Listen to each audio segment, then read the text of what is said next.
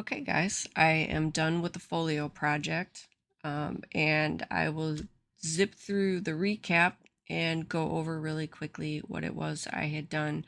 The folio project idea came from swap number 2 with my friend Avasha and I from last year, and I believe this was her choice to make folios.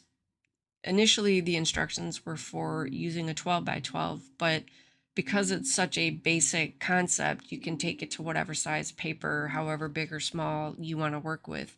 So in this case, I used the 8.5 by 11. Dawn was kind enough to send me the digital files, so I was able to print them off on my printer. And I'm conserving the slightly longer A4 sizes for some other projects that I have in mind. So I'm trying to conserve the papers that she sent. But more on that will come out later in the videos. So again, for today, this project idea for the folio came from swap number 2, and I really love the way the embellishment portion of the pages look, and I thought they would make a really cute pocket folio, and they do. And I love it. I love it. I love it. I love it. So let me run through the instructions really quickly, and then I'll give you a quick rundown of how I decorated it. So really simply, again, these instructions are geared for the 8.5 by 11, but it is definitely easy enough to convert to whatever size you're using. So for the 8.5 by 11 sized sheet, you are going to lay it face up. You want to start with the sheet face up. If it's a non-directional paper, it will not matter. If both the sides are the same, or whatever kind of paper it is that you're working that is neutral, it won't matter. Because my paper is one-sided and directional, and I specifically want this portion for the pocket, I'm going to lay it this way, where the bottom edge is on the left side of my scoreboard and the top portion is facing or up towards the right. Okay, so for the 8.5 by 11, you score at 3.5, and you score again at 7.25. So you're going to end up with 3 sections. This one will be the middle that you fold the pocket onto, and this one will be what will become the top flap. Once you have made your scores, you want to flip the paper over so now the top is facing the left and the bottom portion is on the right. Then you are going to take your paper. All right, I did a kind of a mock-up to kind of figure out how to explain it. So you're going to take your paper. So now the bottom edge is here. You want to take that and you want to fold it over at that score. You want to glue the edges. And a little pro tip per se that I picked up from a gal named May Made It. She's got a website. No. She has a YouTube channel here. And I think it was last summer or fall, I came across her channel. Lots of really good information, lots of really good projects, but I don't want to digress. She had the tip on the project that she happened to be making when I saw her video. When she was going to form the pocket, before the glue that she put on the edges set, she took her fingers and pushed the corners of the pockets in, or pushed her fingers together a little bit to give the pocket a little bit of lift. This really has been a lifesaver in all the pockets that I have made since I saw this little tip. It gives you that little bit of room, so it makes it a lot easier to put things in and out. And again, not my idea. I learned about that little trick from May Made It. So if that's not something you have known before, hopefully it does you some good like it has for me. So, all right, little sidetrack aside. So now the image that I want is now the pocket, and then I will fold at the second score line, and now this will become my top flap. And again, this is not exactly to scale because I am using a A4 paper to do the mock-up, so it's not exactly correct, but I figure you get the idea in any case. So now this is basically your little folio.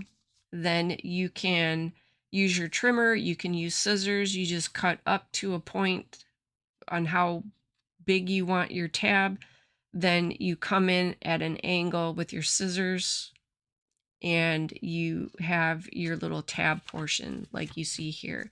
If you don't want a tab, it is perfectly a-okay to leave this whole flap intact. You don't have to cut anything if you don't want to. So that is the basic gist of how you make the little one pocket folio.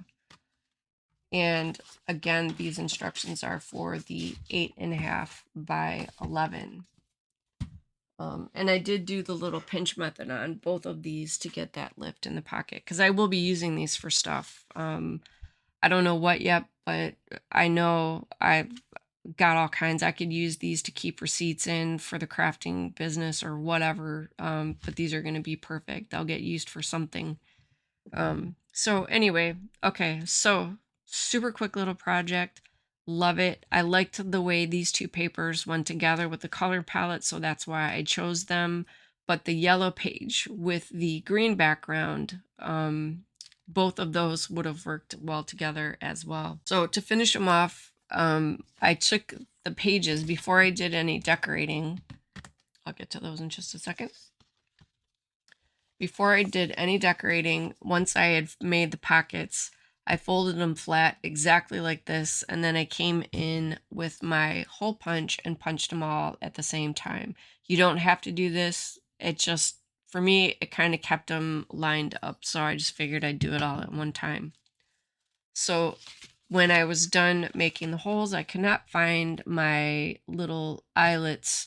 I found the little puncher thing, but I couldn't find the actual eyelets. So I went to plan B and I used the paper style of the Avery hole reinforcers.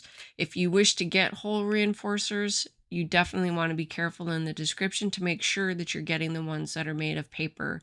I had a couple in my basket, and when I went back to double check, they were plastic. So I had to take them out of the cart and then scroll back through till I found the ones that were made of actual paper. Plastic ones, for obvious reasons, will not color very well. So that's why I went with the paper. So I used the two colors that you see here to color the hole reinforcers, put the blue one on to go with the blue of the purse, and the orange one to go with the little bits of orange that are showing in those background leafy flowers. And then I just finished them each off with some embellishments. For this one, I just used some flat backed pearls of like a dark goldish yellow color. And then for here, I have a bunch of little embellishments I've been trying to use up that I've had forever. So I've got my little dish of little tidbits on my desk, and I found these little flowers that I thought would go really well. So I put two on as pom-poms for the antenna on the bee, and then I put a couple more on the top, and then I finished this one off with like little, kind of like opalescent, they look kind of like rhinestones, but they're just some more flat-backed gemstones that I had, and I like the way that they looked, iridescent or holographic or whatever, opalescent, whatever color you want to use, that's what they look like.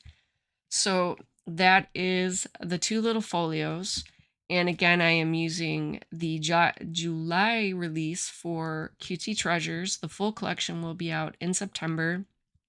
Per usual, all the links will be in the description box below. You can visit www.shinysilvertreasures.com to go check out, see what is available on Dawn's site. And all the printing and or digital options are up and listed, so the website can definitely tell you what's included and what other things that you can get in addition to. If you do have any questions, you can contact Dawn either at the website. There's a contact section on the website. You can also sign up for emails. Definitely recommend taking advantage of that. And you can also tag her at shinysilvertreasures@gmail.com if you need additional information from her or any additional questions. So I think that's all of it. Like I said, please go check out Dawn and all the other gals on the design team. Definitely been banging out some really cute stuff. Yeah, I think we got it all. So thank you guys so much for hanging out with me. In the meantime, you guys take care, stay safe, and I will definitely be seeing you in the next video.